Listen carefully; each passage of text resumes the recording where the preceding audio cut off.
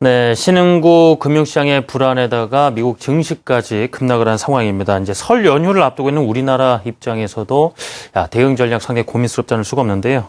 자, SK증권 서초 PIB센터 박병욱 차장과 풀어보겠습니다. 차장님, 어서 오세요. 안녕하십니까? 네, 지난 금요일 미국 증시 엄청난 상당히 오랜만에 보는 급락세 아니었겠습니까? 그렇습니다. 구체적인 원인부터 다시 한번 꼭 짚어봐야 되겠는데요. 예, 다들 잘 아시는 내용이겠지만 주말 내내 나왔던 이야기죠. 아르헨티나의 금융위기.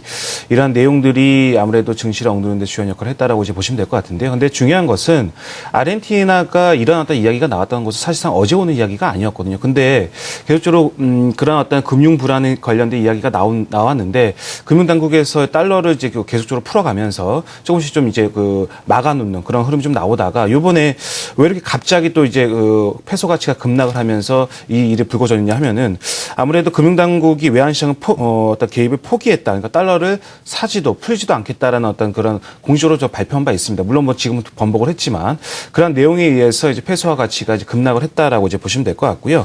아무래도 좀 외환 보유고가 292억 달러로서 2007년 이후에 최저치를 찍고 있다고 합니다. 그러니까 계속적으로 돈으로 막고 하다가 이제는 좀 한계점에 다다랐다. 그런 내용 때문에 이제 페소 가치가 하루 만에 그러니까 거의 일주일 만에 20% 이제 급락하는 그런 무림이 나왔다라고 생각을 하시면 될 것 같고요. 사실상 이러한 이야기들은 조금씩 예전에도 과거에 좀 있었다라고 이제 생각을 하시면 될 것 같습니다. 다만 중요한 것은 이제 현재 이렇게 돼가지고 앞으로는 이제 어떻게 될 것이냐. 그게 우리가 풀어가는 게 가장 중요한 이야기다라고 생각을 하시면 될 것 같은데요. 어쨌든 이러한 내용들은 우리가 어떤 적극적인 전략을 가지고 대응한다고 해서 우리가 풀어질 게 아니고요. 뉴스 플로우를 잘 살펴봐야 될 것 같다 생각이 확실하게 좀 드는 시점이다라고 봐야 될 것 같고 중요한 것은 뉴욕 증시의 하락은 아르헨티나뿐만이 아니라 지금 중국도 조금씩 안 좋아지는 이야기가 나왔고요. 그리고 FOMC 회의에서 100억 불을 추가적으로 이제 축소할 것이다라는 전망까지 이제 이야기가 나오면서 안 그래도 지금 고점 논란에 휩싸이고 있는 뉴욕 증시인 만큼 어떤 하락의 빌미를 제공했다 이런 어떤 내용으로 우리가 풀이를 해볼 수가 있겠습니다. 다만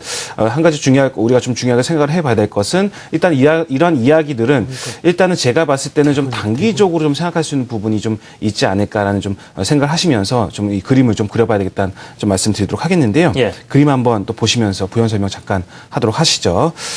아르헨티나 페소화입니다. 아주 급락을 연속을 하고 있는 모습인데요. 근데 이게 최근에 이렇게 급락이 좀 나오고 있다라고 이제 보시면 될 것 같은데 하지만 그 이전부터는 계속적으로 추가적으로 조금씩 급락했다는 점이죠. 그러니까 이러한 내용들은 이번에 갑자기 나온 이야기가 아니라 그 이전부터는 조금씩 그런 이야기가 있었다라고 좀 생각을 하시면 될 것 같고요. 두 번째로는 그 여파 어떻게 좀 여파가 될 수 있을까라고 생각을 해볼 수가 있겠는데 예.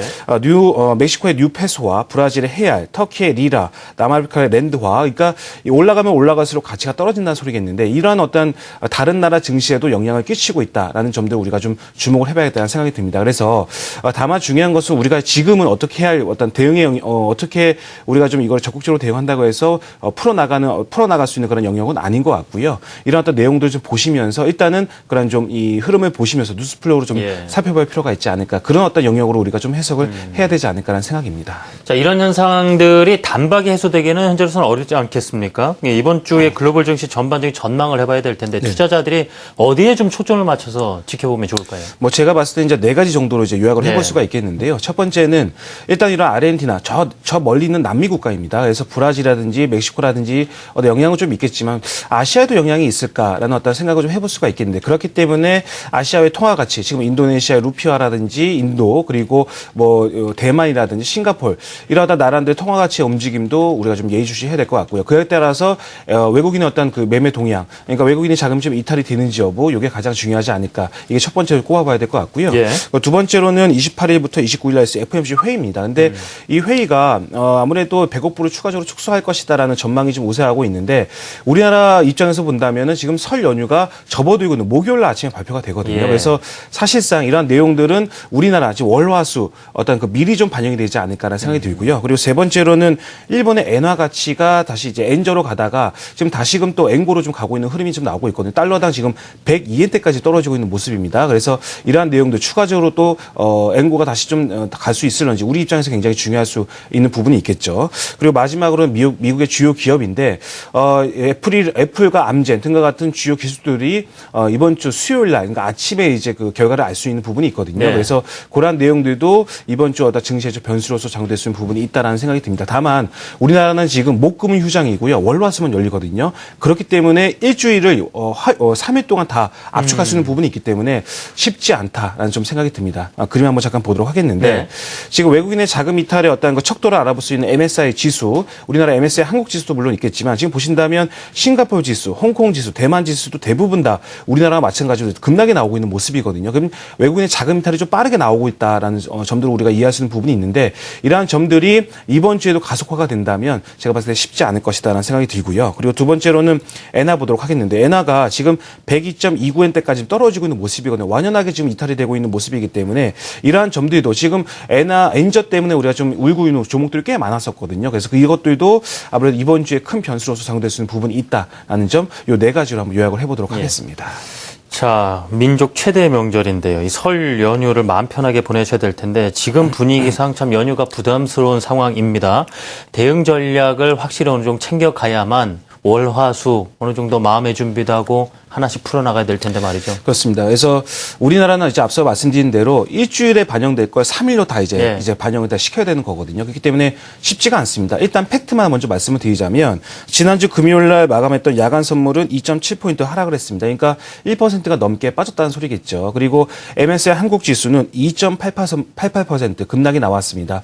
지금 이러한 흐름들을 보았을 때 우리나라가 오늘 좋을 것으로 예측되기에는 힘든 상황이 아니겠느냐 생각이 들고요. 그리고 야간 선물을 고려를 해본다면 1920포인트 정도로 출발하는 게 코스피가 출발하는 게 일단 맞다라고 생각이 드는데 그리고 그 이후에 어떤 외국인들의 어떤 그 매매 동향에 따라서 종가로 좀 뭐 올리면서 마감이 되느냐 아래로 더 내리면서 마감이 되느냐 이게 가장 관건일 것 같은데요.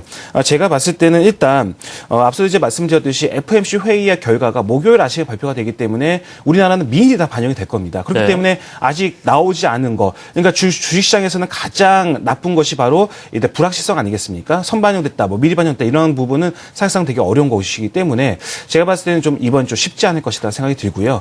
다만 지금 뭐 아르헨티나에 이런 어떤 외환위기, 금융위기 이런 어떤 내용들은 전 세계로 글로벌적으로 확산되지는 않을 것이다. 우리가 단기적으로는 좀 있을 경우는 장기적으로는 괜찮다라고들 이야기를 하지만 우리 트레이더 입장에서는 매일매일 종목 하나하나 보면서 호가 하나하나를 보는 우리 트레이더 입장에서는 이번 주 3일은 제가 봤을 때는 그래 쉽지 않은 그런 하루하루가 되지 않을까라는 생각이 듭니다.